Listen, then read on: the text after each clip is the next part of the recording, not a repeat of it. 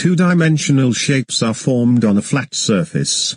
2D shapes have two dimensions, length and width. They have no depth. For example, anything we draw or write on a piece of paper is two-dimensional. This is because the paper is entirely flat. Two-dimensional shapes are all around us. Some examples of 2D shapes include square, rectangle, circle, and triangle. 3D shapes are everywhere.